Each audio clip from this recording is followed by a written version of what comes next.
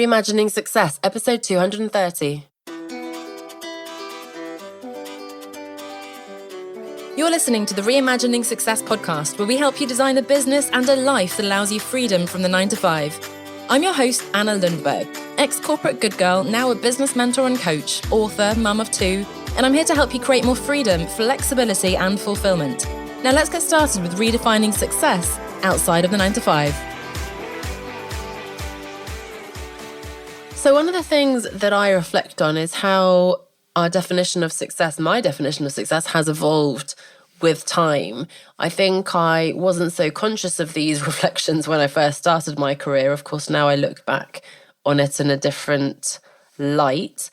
But as I quit my job in 2013, as I then later met someone, had children, and so on, of course, these different evolutions of my personal life, the aging process, entering a different stage of my life have really affected how I view success, what I prioritize, what my expectations are for my career. And I think that's a really interesting topic, and I hope you agree.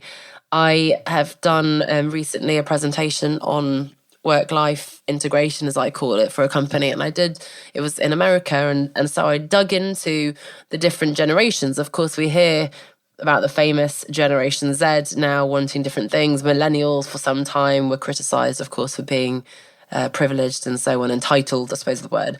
And for this presentation, I did on American women, and I think it pretty much applies certainly here in Europe. I looked at the silent generations, that's born sort of end of 20s to the 40s to the Second World War. Baby boomers, of course, a big generation, that's my parents. Although actually looking at the dates here, I think my dad is the silent generation. Generation X's, born sort of mid-60s to 80. Millennials, born kind of 80s to 2000s. And then, of course, we have Generation Z. So just briefly, I just wanted to sprinkle in a few sort of insights I got from this, because I think it's interesting, it's relevant to think about the different contexts, different social, cultural context in which we're growing up, how our parents behave, what we see, good and bad in our parents, how that affects us, and of course the job market that we enter. So silent generation, 20s to the 40s, second wave feminism, so they already had suffrage. They started looking incredibly at family, workplace, reproductive rights. I'm thumping my fist here on the side. You can't see me very militantly. So women made up at that point sort of almost 40% of the workforce. Mothers spent 8 hours per week on average in paid work, which does not sound a lot. Dedicated fewer hours to taking care of their kids. Interestingly, spent 14 hours more per week on housework. I guess things weren't quite as efficient as they are today. I feel like I'd like to do, well, I don't know if I'd like to, but it'd be interesting to do an analysis of how much time I spend on laundry and so on. The baby boomers, so that's certainly my mum at least, raised by parents who lived through the Great Depression, so obviously value hard work. They were actually pioneers achieving, I've got a picture of Hillary Clinton as being at the forefront of this, unprecedented professional success. And they were actually the first group to overtake men in the completion of college degrees, making up almost half of the workforce, likely to have stayed in one job over the course of their career. And they were actually the first generation to care for both aging parents and kids at the same time. So becoming that sandwich generation. Generation X's, raised to believe that girls could do anything. I've got Sheryl Sandberg there as kind of a role model, or at least certainly a representative. 46% grew up in households where both parents worked, and there were peaking divorce rates. Reported higher levels of work-family interference. Really, they're in their peak family years, right? They've got the kids, they've got the high-flying career and so on. They're wanting to have it all, as they say. And possibly the Generation X's were the first generation to use the words work-life balance.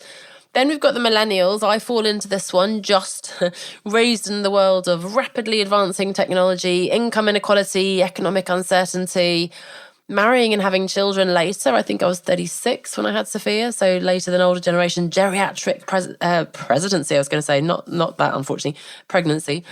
More aggressive about asking for raises and promotions. I don't think that was me, but that sounds positive. And of course, prioritising well-being and work-life balance, but also job security. Now, Generation Z, I didn't include in that presentation because it was for an older audience, but just briefly looking here at an article from BBC, it's quite interesting because they're saying that Generation Z actually still prioritises higher pay, or still more so than millennials. If you think of them, they've now experienced parents who maybe lost their job or took a pay cut during COVID-19. So that's quite an interesting one. They've watched older generations go through multiple recessions. They're thinking, no, hello, I want that salary, I want that economic stability. However, they're more willing to quit a job. And interestingly, perhaps counterintuitively, being willing to job hop is likely to give you a higher salary rather than a lower salary. That's how you get the higher salary, of course, if you're successful. And they are looking for purpose-driven companies, again, more so than millennials, who apparently are more willing to compromise on their values to work somewhere because they liked the brand as a consumer. It doesn't sound very, very good, does it? But certainly valuing that purpose, wanting to live a good life, happy life, and being willing to leave a company if they don't fit with the values, if, they're only paying lip service to things like sustainability and diversity and so on. And it's interesting. So Generation Z, I'm just double checking the dates. I think it's sort of, what should we say? I mean, they're just entering the workforce, aren't they? Generation Z now. The workers who want it all, apparently. So there you go. I mean, I feel like we're all like that now. And I do certainly think that they're shifting.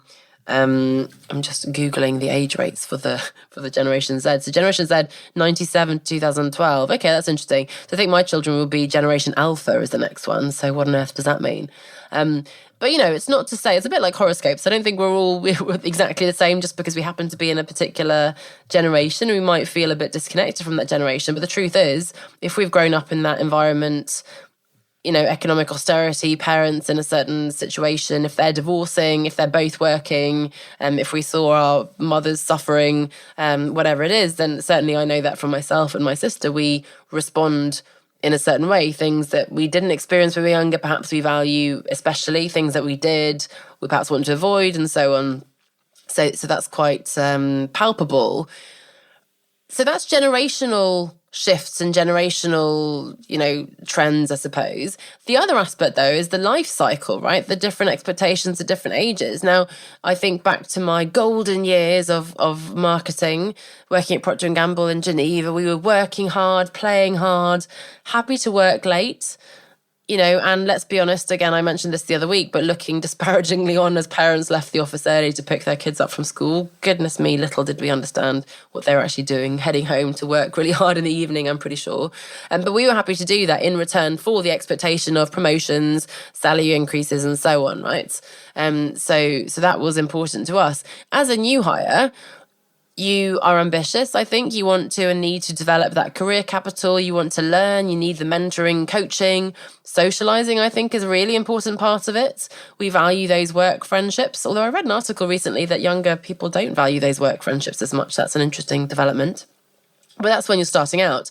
So that new hire will have different needs than someone who is a new parent who's been working for 10, 15 more years. That person might want to leave on time, not be too stressed about work, have the flexibility, be able to work from home, leave early, maybe, ideally it wouldn't be necessary, but maybe rather catch up on work in the evening. I've always been too tired to do that, but, that's just me. I'm obviously not strong enough to work those kinds of hours. I of course would if I had to. And I did, in fact, when I had the kids initially, I was working evenings. And then, jump forward a little further. You think of empty nesters, those parents whose children have moved out. And in fact, everybody, children or no children, later 40s, 50s, 60s, who are quite a way off from retirement still in some cases. They have that renewed energy and focus, passion for the career, but they worry about maybe becoming irrelevant. They're still looking for their next challenge. They're considering early retirement, maybe if that's financially possible, but they still feel they have more to give. They're worrying about being pushed out of the organisation because of ageism and so on. So you can see how those different life stages, and that's very oversimplified, can affect where you are and what you want. And again, of course, I have in my own experience experienced that evolution and shift. Even now, as the kids get a little bit older, they're still, almost 4 and 2 and a bit. School will start. I know that will put different pressures on us. But I also find my ambitions reawakening, thinking, what more can I do? And yet I still want to have the flexibility to be with them. So that balance is always a really delicate one. I have, my yearnings to be more adventurous. I'm prioritizing fitness and running and so on, which I've shared probably ad nauseum on the podcast, but that's really important to me. But I'd love to do more paddleboarding, sailing. I got my sailing license when I was pregnant with Sophia, so I haven't been on a boat since, which is pretty terrible. So I'd love to prioritize that. We live by the sea now. I'd love to travel more nationally and internationally. There are lots of things I want to do, learn things, write more books and so on. So our energy, our ambition, our health, our family situation and so on will vary depending on the generation we're part of, depending on where we are in our life stage, parents, not parents, health, age and so on, right? So I think it's interesting as an employer, as an employee, as a business owner, to reflect on how those things are shifting. Where are you at this point? Looking ahead, we talked about career cushioning a few weeks ago, talking about designing your dream job, having that flexibility that it can and will evolve over time. Really think about where you are now. If you do have kids and they're about to head off to college in the next few years, thinking about that. Again, I'm thinking about the kids starting school, so I want to start navigating that shift and maybe steering the business in a direction where perhaps I can work term time only. I mean, it's possible now. It would just mean that I would need to, front load and make sure I was getting more clients perhaps in the term time so I could take that time off. It's always tempting to do more work, even if you, strictly speaking, could take the time off. You're ambitious and you're interested and you want more money and you always have that uncertainty if there will be more and so on. But anyway, so reflect on where you are. Which generation are you? And by the way, I'd love to hear from you. Do you feel like you fit in your generation? If you do a quick Google, I just did this recently, and this is now coming out a couple of months after I record it, but I Googled, the Chinese animals. So I'm the dog. I was trying to see if I fit there. And interestingly, it does sound pretty accurate.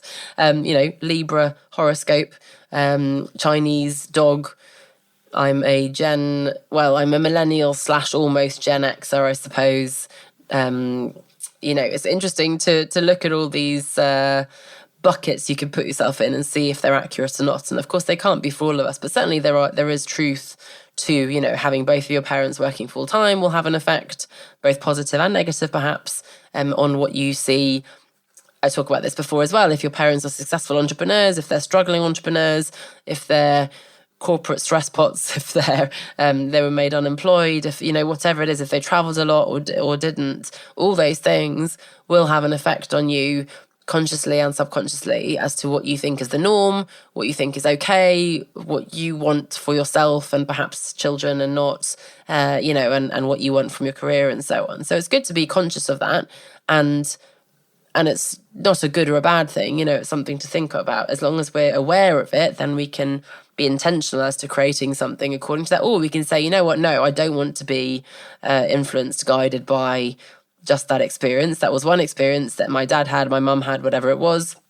My experience can and will be different. We're living in a different economic situation right now, for better or for worse, and there are different parameters, different circumstances. So we don't want to be beholden to that particular generational story that we've inherited. So do let me know, what generation are you? What stage of your life cycle are you at? And what does that mean for your aspirations, for what you want? Again, I think most of us are, and perhaps it's the pandemic, perhaps it's just the way the world is going, prioritizing different things, wanting more sense of purpose and meaning, wanting that greater flexibility and so on. But I would love to hear from you. I'd love to do some more research and have more discussions with you about this. I think it's an important area to look at and to reflect on how we're designing the workplace, the future of work. Again, whether we're individuals, entrepreneurs, employees or employers. So do get in touch. You can connect with me on LinkedIn, Instagram, whatever your favourite channel. And I'd love to hear your insights about yourself and perhaps how you see the world evolving, how you see your own ambitions changing over the year. Thanks so much for listening. I'll see you next week and I look forward to your insights. Bye for now. Thanks for listening to Reimagining Success with Anna Lundberg. I'm sure you know someone, a friend, a colleague, who could also benefit from this podcast. I'd love for you to share the podcast or maybe your favourite episode with them so that they can listen too. Thank you so much for your support.